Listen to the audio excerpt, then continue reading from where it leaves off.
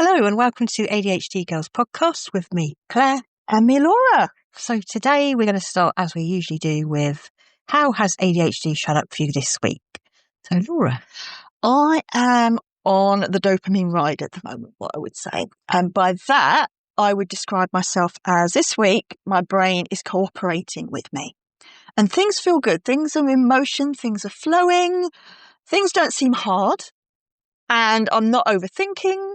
I'm getting on with things. Okay. So I would say that to me is the dopamine ride of I'm enjoying things and things. My brain is just letting me do things. Like normally I'd be like, what this, what a bit, or what, and I'd overthink and I'd stop myself doing things. Well, this, for some reason, my brain's like, no, it's fine. It's good. We're going to do it. It feels good. And my ADHD is cooperating with me this week. Amazing. So it feels good. At the moment, the weather's still damp and horrible, but my ADHD is just going, it's fine. It's all good. Life is good. So I'm on the dopamine ride. How about you, Claire? I would want to talk about how this week people with ADHD, certainly myself and you as well, Laura, we've spoken about this, can find eating quite inconsistent. I just wanted to share with you that I sometimes forget to eat meals, but then this week I ate 2 meals straight after each other because I was like getting so much dopamine from the first meal. And what meal was it? So I had a McDonald's and it was really nice and I really enjoyed it. And then I came home and there was fish and chips and I ate them as well. And just... Was it your birthday? What was it? No. Best day ever. But it's just that's why I struggle with food intake, because it's either I'm forgetting to eat or I'm eating a large amount of food in quite a short space of time. The thing is, I was going to bed and I had to be up early the next day. So it was like, then I had a really rubbish night's sleep because I had a really full stomach. And the next day I felt pretty drained. So yeah, it's just to illustrate how we can not be always aware of what we need and overdo it or underdo it. And it's like, it gets into haven't eaten or, I'll just have 2 meals now, which is it's absolutely fine to have 2 meals if that's what you want. But I didn't really feel that great after it. I just had eaten too much. Yeah, I can relate to this because I can go for a long time because I think, I'll just do this and then I eat. But wait, I need to do this. And then for me, time doesn't feel like time. Before I know it, 5 hours have passed and I'm wondering, why am I shriveled up? And I haven't drunk, I haven't eaten, I haven't looked after such a basic need. My kidneys have shriveled to raisins because I haven't drunk enough.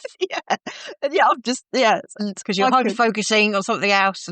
And time just flows, going, yay, we're doing something else. And so, I have a similar thing with food of it's either at the moment, I'm on my health kick, so I'm juicing and I feel that. It's not just giving my body energy, but brain energy. Yeah. Because I find I've got that too of my brain has a separate energy source or way, and my body needs obviously nourishment as well. But I just find at the moment with my juicing, it's getting to my brain where I feel more able to focus, calmer, more clarity. So I think that might be feeding into the dopamine ride that I'm on of like, right, at the moment, I'm nourishing and I'm replenishing the various parts of me. Do you feel like you're in God mode? Or not quite? No, not quite. Because God mode, I feel I get hyper. I get like, right, it's good that you're not extreme. Yeah. And I'm hoping then I don't wear myself out. Right. So you're feeling quite steady state. Steady, That's yeah. Good. So that's why I'm on, I'd call it the dopamine ride of, I'm not quite in God mode because that's kind of the next step. That's quite manic, isn't it? That is, that's when I know, like, oh God, I'm gonna suffer for this. Well, this one, I'm like, do you know what? I think I can ride it. It's like that wave where the wave comes along and you're like, this is good. This is steady. I've got this. I mean, the way I can see it is I'm in control. Good. Well, in God mode, I just feel like, wow, my brain's off and I just have to latch onto it. It's like you're riding a horse and it's bolted. Yeah. You're not quite sure when it's going to I've got the reins, but I'm not in control. It will stop at some point. But at the moment, I feel I am in control. Oh, that's good. And I can make the choices of, right, I'm going to have lots of water. I've got my juicing going on. And I have awareness and I have control. And it's a good feeling. Like, it feels good to be in this mode. Don't know how long it's going to last. But at the moment, it's like, I've got this. Amazing. So you're going to talk about... So I want to talk today because it's a Saturday and Saturday is Parkrun day. And I'm going to talk about how I feel after... I'm going to talk about how I felt during my run, Mm-hmm. before my run, during and after. And I'm feeling really good now. You got that endorphin hit. I have, yeah. It's so good, yeah. And what would you want to talk about today? I think, just getting in that flow, that flow thing of at the moment I feel in that flow, and it's such an important part of the ADHD when it almost like everything comes together. You know, when you've created the puzzle and you can now see it, every piece is in place, and you've spent time kind of, I don't know how, sometimes you think, I don't know how I've actually got here, but the puzzles, everything's where it should be. And at the moment, things are functioning. And I'm in that okay state of, I want to keep this state, and we'll see how it goes. Okay, cool. So tell me about how did you feel before your run? So I commit to going for a run every Saturday. It's very rare that I don't do it. It's just I'm not always sure where I'm going to go. Luckily, I have a choice of quite a few.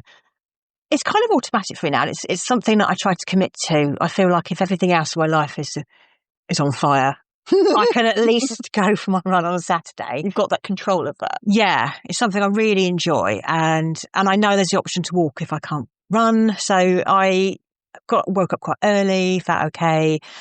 Weather was atrocious. I must admit, I was having second thoughts because of the rain. But I was like, well, again, I haven't got to rush off anywhere afterwards, so it doesn't matter if I get wet. It's okay. Got here plenty of time.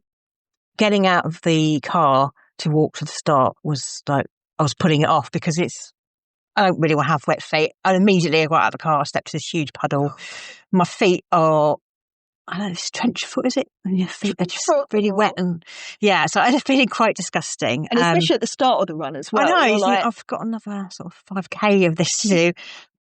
Yeah, so it's something I really love and it's something I try to do. So started the run.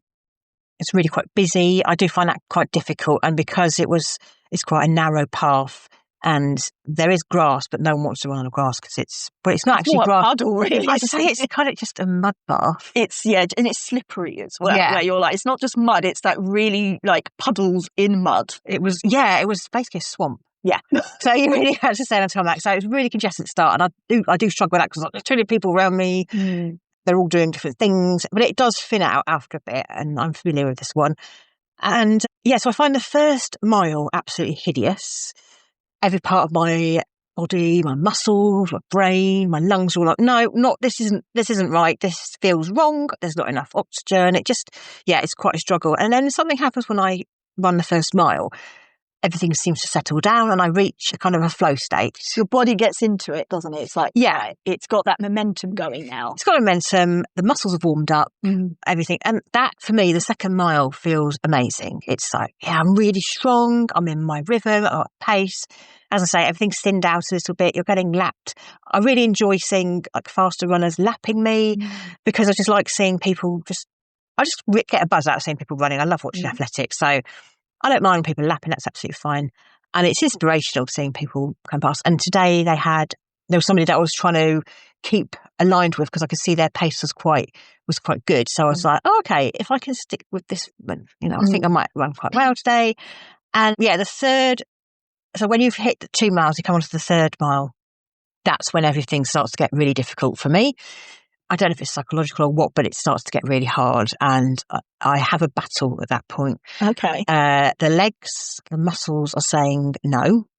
Is it them or is it your brain saying? Well, this is it. So what I try to do is I try to focus on my brain and I try to say, well, your ADHD is loving this. This is really good for your ADHD. So the legs, the lungs, everything's hurting. But I try and get out of a state of my body and I try and get in a state of my mind and think, you've been here before, you know what you're doing, and your brain is loving it. So, it's going to sound a bit cosmic, but I try to disconnect from my body. And I try and just sit in my brain and think, your muscles are lying and your lungs are lying. They're telling you to stop, but actually your brain is loving this. Well, you know you can do it. Yes, because when I used to run, I always had a thing of if your body wanted to stop, it would. That's the thing, it's physical. Like there's no thinking. If it was a physical thing of your legs just going, right, I can't do this, you wouldn't even think about it. Your body would just stop. Yeah. And I think I've read that often your brain will have tricks on you to say to stop, but actually there is more in it. So I was almost trying to say, just ignore the signals from your body and just think the brain is okay. That, if I can tell the brain that it's safe. That's the thing, it's safety, isn't it? Yeah. Your brain always goes back to safety. Yeah. And with ADHD, I think, because when there's so much going on around you, obviously everything's heightened. Yeah. So it's almost like your ADHD being, okay, this is, like you say, the first bit is getting into it, and then it almost goes into a panic of, oh my God, we're still doing this. Like, we're still doing this. It's fine. Everything's good. So this is, and it's a familiar feeling to me. So I'm sort of like, no, you know what you're doing. It's fine. This is what you were meant to do. This is what the body's meant to do. It's meant to move. We are, we're not plants. We're animals. We're meant to move. And this is really good. And then the last sort of half a mile, I will look at loads of little, what's the word? Not signposts. I'll think, right, just get to that next puddle. Well, there's quite a lot of puddles today. Yeah. So it's kind of like just get to that next tree, and I play lots of tricks or something. And anyway, that's how I get through it. And then I try to have a little bit left for the last 100 meters. And then I finish, and I just feel absolutely amazing when I finish. I have such a runner's high. Yeah, that endorphin here is brilliant. The endorphin is just fantastic. And it's just lovely. You're surrounded by people who've all tried their best. We're all different. Everyone's got different reasons. Everyone's got different paces they're running at or walking at. And it's just such a lovely feeling. And I feel fantastic. And so what we now another probably an hour or so afterwards, it's just that feeling will just last with me for the rest of the day. And I just know it just feels really good, because I feel like running is one of those times where, or walking, where brain just settles to. I feel like, instead of it going, the spikes going up and down, it's just like you were saying about having that consistency, riding that wave. It just feels like the brain is in flow. Yeah, your brain, and as well, because you think as you're running, the oxygen in your body's kind of going through that pace where it should be, it needs that. Yeah. So afterwards, it almost like it settles down a bit of, oh, I needed that. Yeah. That exertion. Yeah, it's like a reset button. Yeah. It's a bit like however you do it, walking, running, swimming, whatever any kind of movement and as well, I think if you enjoy it, there's no point in doing an activity you don't like, because I think your brain's just not there. If it's an activity where you think, I know at the end I do enjoy it, it's almost like that's what your body needs, and it then feeds into your brain, because your brain has that hit of endorphins, and afterwards you've got that thing, I did something good, like not just for me mentally but physically, like your body needs it. And I saw something on the TV this morning about people with Parkinson's doing dance sessions and saying about how it actually helps the tremors. And I was like, that's so amazing to hear. And there were all these people saying, it makes my symptoms subside. So obviously it's movement of any kind, be it dancing around the kitchen, whatever, running, Zumba, whatever you like, is obviously, I just feel it has that really good effect on the brain. Just kind of like reset mode, does some things to the brain, and it lasts. For me, it lasts all day. It is. I think even if, like you say, just do it once a week. Yeah. That is, if that's all, that's all sometimes you need, of that once a week. You've got that, like, right, I'm going to have it. You've got that high, you ride it out a bit, and it will have benefit for you. I mean, in terms of sensory, right now, I'm sitting in a car with disgustingly wet feet and muddy trainers, which is gross. And I'm not enjoying that aspect of it. Should have bought a spare pair of shoes and socks. But, I feel really good. So, yeah. Oh, brilliant. That is great to hear. So my one is flow. At the moment, I feel, everything's come together. My brain is letting me do things. It's not overthinking. It's just going, I'm going to do that. How long has this been lasting for? This week. Oh, good. It's recent, but I'm grabbing it, and I'm like, come on, we've got this. And one of the things I think I'm trying to, because there's different ways you can nourish yourself. Obviously, there's physical, mental, spiritual. There's all these different ways, and it's just going. Sometimes it's not about everyone. Push through. It's like sometimes. Recently, I've had a slump, and now I'm kind of on that uphill spike. And I think if I didn't have that slump, I don't think I'd be on the uphill, because you need both. It's that realistic thing of you can't be happy all the time. Can't have light without shade. Exactly. So I'm like, I had that slump. Now I'm kind of on the uphill spike of it, and I'm doing what I can with what I have. And I think that's the most important thing I've ever heard, because there's no point going, we'll do this, do that. It's like, but if I don't have access to these resources, so I've just think, right, what resources do I have? What can I do with them? And I've been reading I've been listening on Audible on a book called Stop Letting Everything Affect You. That And sounds like an ambitious title. it does. And I was looking at it going, no, do you know what I'm going to give it? It's not a very long book. And I thought, I'll just listen to it in little slots. But this one I felt I really, I haven't finished the book yet, but so far it's hitting all the points for me, where it's giving you practical advice, but it's also saying, this is why. And it's not, I think, aimed at neurodivergent people, but I can relate to so much of what is in this book. So what in particular has piqued your interest in this? It's, I think the narration is, for me, easy to listen to. And it's realistic. It's not about, just put yourself, think happy thoughts and any of that. Toxic positivity. Oh, yeah, all that crap. It is just genuine things where I can relate to it. And so anything kind of practical that... So he was talking about how anxiety drains your ability to focus. Mm-hmm. And that bit really hit for him, because I think so much we constantly going over in your head. He says that doesn't solve anything. It just drains you. Mm. And then you don't have clarity over what to do next, because you're just kind of muddled. You're thinking so many things that the clarity's gone, and it's just overwhelmed with what if, and anxiety. So anxiety breeds more anxiety, and it steals clarity. Mm. And I find that is so, it's not this, think positive, or, just don't do, it's explaining. Mm. He really kind of goes deep into what barriers there are, what challenges there are, what, all the real and genuine things. And I can just really connect with that, because it sounds like, he's gone through it, instead of just some expert on something where, I've trained in this, but I've never experienced it. And that to me just hit, but it's all about anxiety and clarity. And it was just really, it just hit for me. So I guess, how do we refocus that energy that anxiety takes? How do we refocus that in something else? So for me, it would be, going for a run. Yeah, I think it's just getting out of, it's a bit like the whole Mel Robbins 5-second rule, is trying to get out of your own head. And that is hard. That's why I think this week, with the whole riding that dopamine, I've managed to get out from my head. But that's because I'm listening to this book, and it's just kind of getting that, I can now see how that works. And it's just giving me that thing of, okay, what else can I do? Because I've recognized it, a bit like us getting our diagnosis of, okay, that's now recognized. I'm aware of it. And now that I have an awareness of it, I can do something with it. What I'm hearing is that, very similar to me, you need to have explanations. You need to, it's not just enough to be told, you need to know the science behind it. Yes. I can really relate to that. It's like, I need to, it's not just doing a thing, I need to know why. Yes. So everyone's, go for a run. You're like, I'm endlessly curious about why. That's why I have these side quests, or I go down these malls. I need to know, and I need to satisfy. Okay, I can move on now. So I would say that anything that redirects that energy. So anxiety is causing energy. If you're using energy in the brain, that's exactly it. Your brain needs a lot of carbohydrates and sugar to, function. That's why we might crave. That's what made me. That's why I had 2 meals of a day, because I was running on fumes. Yeah, exactly.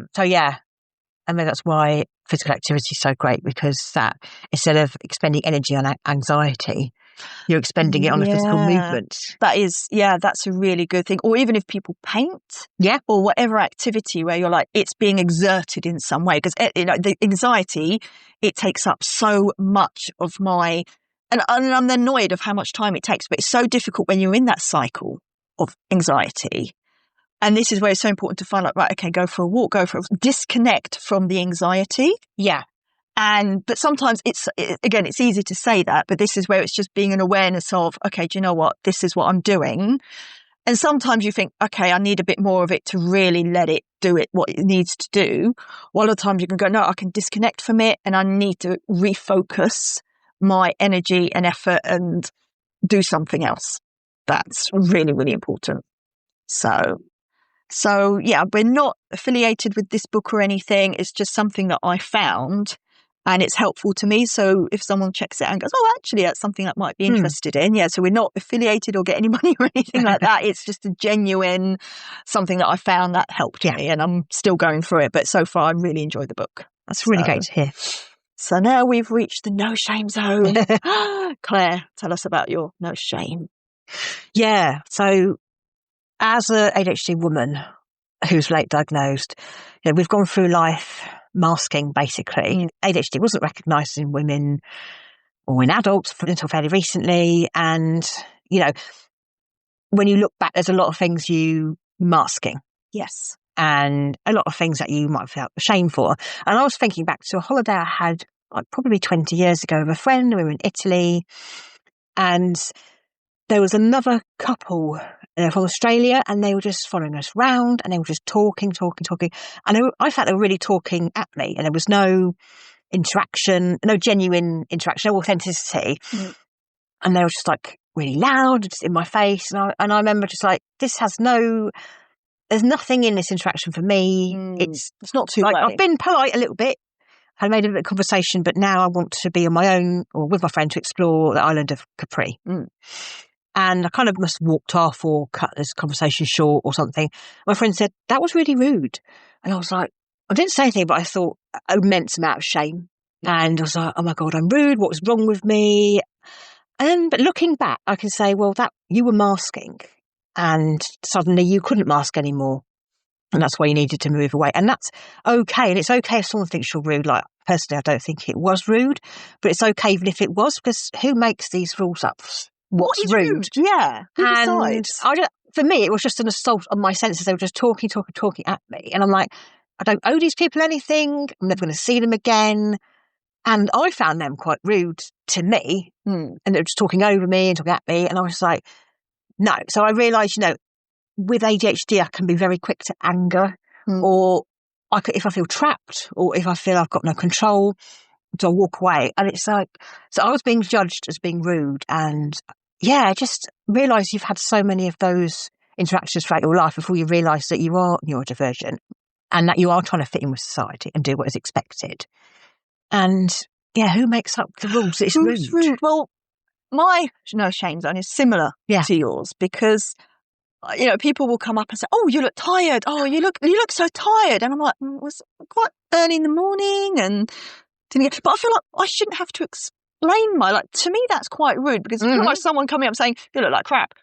Yeah. But I'd never in my life dream of going up, even if someone did look awful, I'd never go up and say it to their face of, "Oh, by the way, you look like a pile of crap." And it's so rude. Why wouldn't you say that to somebody? Because it's rude. Yeah. And I think, again, what stops you saying that to me? Because I'm not a complete prick. Yeah.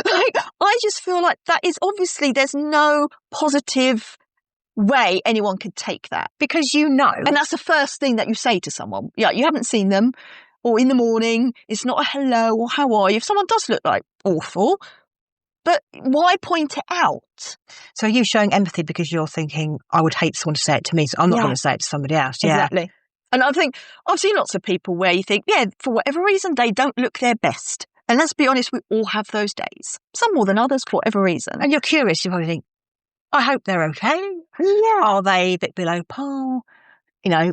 Are they feeling a bit delicate? Something going on with them? You don't know what's going on with people's lives. No. Let's be honest. And not everyone is up to information of what, something awful might have happened to that person, and they might just not want to say anything. That's why they don't look their best. But I don't feel it's for anyone to point out, because again, I would just never, I've never done it in my entire life. What's the purpose of doing that? It's completely pointless it's not pointless, it's completely harmful. Like, nobody wants to be told you look like crap. No. Like, what's that going to achieve? Does it make the person giving it out, make them feel better? Well, maybe. This is where I think, what is the person getting that's saying it? Because I think, well, you obviously want, I don't know what you want from me. And again, I don't know if they then think, oh, I'm going to say it back, or sometimes I'm going to say, well, you look like crap too, but I just don't say it because I'm not that kind of person. But I feel like what you're saying with rudeness, I feel if I would say, oh, you look like crap too, you'd be deemed as, oh my gosh, she's so rude. How dare she say that? With both of us, it sounds like interactions where we haven't invited the interaction. It's come from someone. It's come from outside. It's come at us. Yes, in a negative way. Yeah, and you're there going, if I respond in the same manner, I will be deemed rude. Yeah, probably. But this person's being rude.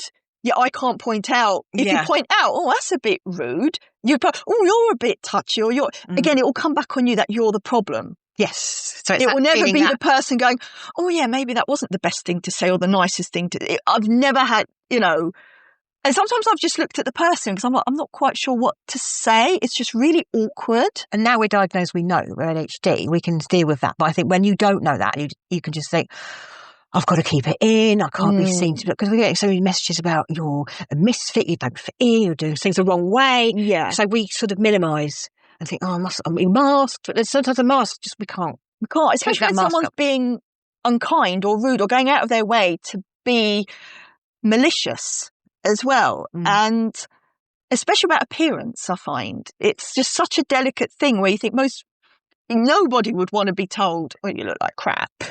But why is it okay for you never go up to someone and say, oh, you're fat?